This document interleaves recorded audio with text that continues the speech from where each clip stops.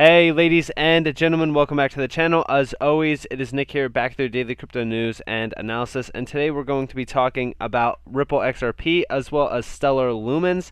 And these two assets I've been talking about for a fairly long time, especially considering the fact that these two move very closely together, but also there is a lot pretty much betting on the XRP lawsuit against the SEC pretty much, being a win for Ripple, because if we do lose that lawsuit, pretty much every other asset in this space is a target. It puts a target on them, and we really want Ripple to win this lawsuit. So sit back, relax, and before we fully jump into this video, I just want to ask if you guys are new to the channel, definitely hit that subscribe button, turn notifications on if you guys haven't already, and also definitely hit that like button, as it does help the channel grow, and I do greatly appreciate it. Now, within this space today, we have had some volatile waves pretty much flowing throughout the entire market.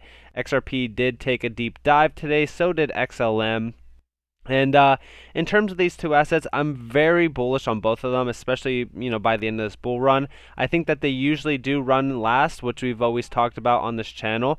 But I do think that they are about to have a nice parabolic run very soon, especially in terms of what is going to be happening within the Wave 5 for Bitcoin. We don't know exactly where the topping point is. I've heard so many targets, but, I'm betting on it not hitting over 100K. But if we do, I'd be, welcoming to that. I'm just to clarify, I do not hold any Bitcoin holdings. I'm fully out of Bitcoin, and I'm more so focused on Ethereum and altcoins in general. So, with that being said, before we fully jump into this video, I just want to let you guys know, if you guys are interested in getting my Crypto Crusader Trading Bundle Pack, it is on sale 20% off until Saturday only. So definitely utilize that sale if you guys were interested in getting any products on NCashOfficial.com. Links are always down in the description below, as well as in the comments below. Now, I do want to talk to you guys about XLM, because we have been seeing some bullish things happening within the overall ecosystem. I've told you guys this pretty much just the other day, but we did see that MoneyGram actually launched a new pilot on Stellar. Now, this is actually pretty cool, because this is the MoneyGram and SDF have hit the first major milestones in their partnership by launching the live cash in and cash out pilot in the US. Now, we've also been talking about MoneyGram for a little bit of time in terms of retail adoption and retail news and stuff like that. Now, of course, a lot of people are saying, well, hey, look at the prices dipping. I don't think that people realize that we're still not in a utility-driven market, so any sort of news like this is not going to push any sort of price. But once we do get into a utility market and stuff like this, is happening, that's where we do see a lot of price movements, especially in regards to, XLM and XRP. Now, also within this is pretty cool, because we do see this. You can walk into any MoneyGram agent, give them your cash, and within 5 seconds see it within your wallet as Stellar USDC.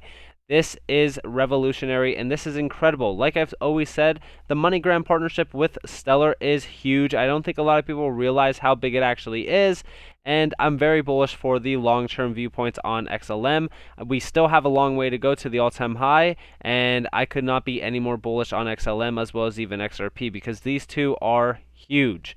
Now, within, the United States, we know that they are stifling innovation within this SEC lawsuit against XRP. But in terms of this, right, how far behind is the United States when it comes to modernizing its payment systems? Well, former CFTC chair Tim Massad says that the country is dragging its feet on developing a CBDC. Of course, we are falling well behind in terms of the race to digitization, and in terms of what is happening within the entire world. We are seeing CBDCs pretty much being popped up every single place now. We talk about Russia pretty much implementing a CBDC. We've talked about, possibly Mexico implementing a CBDC. The UK with the digital pound, we already know, direct ties back to XRP as well as QNT. So it's only a matter of time before the US has to accept some sort of DLT technology or crypto asset to really kind of modernize their payment systems and pretty much prosper ahead of the game right now. But we are falling well behind. Now, we also see our new 70-day structure has begun, and it's time for XRP to shine. Correction will be over, green will come. And we are getting closer and closer to this day. In fact, check out the 70-day ranges that pretty much prosper us into this massive parabolic shift. We will pretty much repeat this nice pattern every single time. Now, of course, a lot of people are pretty much tired of the waiting game. They're tired of the soon game. Most of the price movement that happens on XRP and XLM will most likely take place by the end of November into December. December is the big key to really kind of watch for a lot of these assets and watch for a lot of the, pretty much altcoin market. We've always talked about this pattern, even going back to XRP's 2017-2018 bull run, which pretty much is also a cohesive move for XLM. XLM started to move, first before XRP, but I think that they're still going to pretty much focus on each other during this bull run anyways, and, any sort of price movement on XRP is very bullish for XLM as well. Now we also see here Ripple pitches a crypto regulatory framework. Might that signal an SEC settlement soon? And in terms of this, we do see key points, which we only really need to focus on the key points because I'm not going to read this entire article to you guys. But in terms of the key points, Ripple has presented regulatory guidance for cryptos and blockchain going forward. At the same time, the enterprise blockchain firm is grappling with the SEC whether Ripple's crypto is an unregistered security that earned illegal gains. While it's not a certainty why Ripple dropped its policy framework, it seems to be the latest deft move to push regulators to settle. Now, I seen this news yesterday with the whole framework stuff. I reported on it. I didn't, mention anything about a settlement. In terms of a settlement, okay, first off, yesterday people were mentioning that possibly a settlement's happening. That's why we're pretty much breaking out. And, every single time that we do pump, I honestly do not trust any sort of price moves on XRP. But this was around the 16th. So here's the 16th bottom point. We pretty much bottomed out at around $1.50, and then just yesterday or so, we pretty much seen the price move to almost $1.15, which I was not, too sold on anyways, because that's pretty much major resistance that we were rejected off of anyways. But everybody was so bullish; they were like, "Wow, XRP is breaking out." I will not be trusting any XRP price move until we're over like $1.40. Then we could say, "All right, yeah, this pump is real." But we also see a Ripple calls SEC approach hostile, suggests limitations to regulatory interference in crypto. And honestly, I do completely agree with them. In terms of the enforcement coming from the SEC's standpoint, they don't really have too much jurisdiction power in crypto anyways. So I find it funny that, the SEC is playing, the game in terms of crypto, and they're picking winners and losers, which we've always discussed on this channel. But Ripple is actually suggesting that the CFTC see oversight over the SEC. They reached out to the Washington policymakers, suggesting that incorporation of the Commodity Futures Trading Commission levying it will greater regulatory power over the SEC.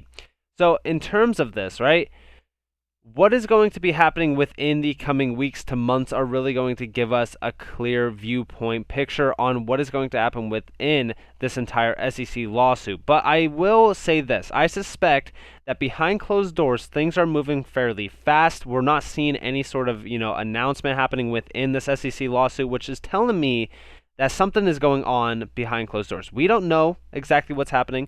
I know that a lot of people, BitBoy, right, will say that they have insider news, but in all actuality, they don't. Okay, nobody knows what's going on with this lawsuit, but we could make up our own mind on, what's been going on during this entire time, which in my mind is all sort of, corruption and, back end deals, which we've always discussed with like One River and Jay Clayton. So in terms of what's happened with this lawsuit, I think that we're very close to some sort of major update or breakthrough, and we'll most likely get that by the year end, to be honest with you guys. Now we also say Ripple brings fight to lawmakers to put an end to SEC hostility. That is essentially this, but I do want to read you guys a few quotes within this article. So we actually see here the legal expert added that Ripple is uniquely situated to lead this discussion regarding the digital asset framework in the United States. This is not a case only about Ripple. We are fighting on behalf of the industry. And this is true, right? It is the entire crypto industry here. Cryptocurrency and blockchain technology needs clear regulatory and licensing frameworks designed to address and remedy the specific challenges to our industry. All of the proposed measures discussed in this framework aim to provide legal clarity to industry markets and consumers in a way that regulation by enforcement approach simply cannot. And I do think that Ripple themselves, like when we're talking about Ripple, okay, and everybody makes fun of XRP and Ripple themselves, I don't think that people realize just how big of a deal this SEC versus Ripple case actually is going to become. This is going to be history in the making. It's going to be one of the biggest cases in our generation as well, in terms of regulations and pretty much providing a whole industry with clarity and regulations by the end of it. And Ripple is going to be the front running name for crypto. For anybody who doesn't support XRP, totally fine, I get it, right? But to not support Ripple during this entire fight when you could clearly see the holes in the SEC's overall case, it's just being ignorant, to be honest with you guys. Because if Ripple does lose, then you could say goodbye to pretty much a lot of your crypto assets, and most of them will be in terms of speculation from the SEC in terms of if they are a security or, a currency anyways. So, prepare for a massive war on crypto if Ripple does lose, but in my mind, I have zero doubt that they won't, win. So, in terms of that, we also look at BlockFi. So BlockFi, if you guys missed it, is one of those, they're facing regulations and they're also facing a lot of scrutiny from SEC as well. We do see here under SEC review over high yield Bitcoin, Ethereum products. Now, if you guys missed out on this, essentially, in terms of yield, they're offering 9.5% on their Tether holdings. For example, deposits in Bitcoin earn yield at an interest rate of 4.5%. Now, obviously, this is a big problem. When we're talking about, the SEC and when we're talking about a lot of things, first off, the commission threatened to sue Coinbase, according to CEO Brian Armstrong, because of their interest rates on the 4% USDC. And now they're looking at, BlockFi as well, because of course these yield offerings are bad, right? We were talking about decentralized finance platforms not only implicate securities laws, some platforms can implicate the commodities laws and the banking laws. Listen, I'm going to say it right now, and I will be completely upfront with you guys. Banks do not like this. 9.5%. The banks ain't happy. The New Jersey-based crypto lending platform BlockFi has caught the attention of the U.S. SEC. Why do you think that they're going after assets like this? Why do you think that they targeted XRP initially anyways? I've always said it. I've always said it since the inception of the SEC lawsuit. They do not care about crypto. They care about crypto that is going to kill the banking scene. Banks are a dying breed, okay? Leaving your money in a savings account is not going to make you rich. Earning yield that is 9.5%, 6%, even 4% is astronomically higher than what any bank will offer you. They do not want the banking scene to die. No, that's their bread and butter. If banks die, how else will they create a ton of wealth for themselves and not you, okay? Banks are dead. Okay, banks they've been dead for a while. Okay, going into a bank in person just shows you how inefficient they are. But not only that, but they want to save the banking scene. The SEC is for banks. They are pro-banks. Okay, so why do you think that they're targeting BlockFi? Why do you think that they targeted XRP? Well, XRP, or I should say Ripple themselves, is partnered with over 300 plus financial institutions, 38 plus of the top 100 banks. And when we're talking about this, okay, why do you think that they targeted XRP? It's because XRP itself, okay, or I should say, why do they target Ripple with XRP? It's because XRP itself has the potential to pretty much replace Swift in terms of the Nostro Vostro accounts, which will kill those pre-funded payment, pretty much transaction rates that make them so much money. $30 to $100 on each cross-border transaction will pretty much be simplified to a fraction of a penny. That is a problem for them. They want to keep making that money. That's their bread and butter. That is why they are going after BlockFi as well, because it's taking a lot of the bank volume. Why would you hold your money in a bank when you could hold it in something like USDC or USDT and earn a ton of percentage yield on it? It's a problem. That is why they are targeting it. Now, with that being said, I hope that you all enjoyed this video. If you guys did, definitely leave a like, subscribe, to notifications on if you guys want more free content. You guys are more than welcome to follow me on Twitter and join the free Discord down in the description below. As always, I hope that you all have a beautiful day or a beautiful night wherever you guys are in this beautiful world. This has been Nick. Peace out, guys.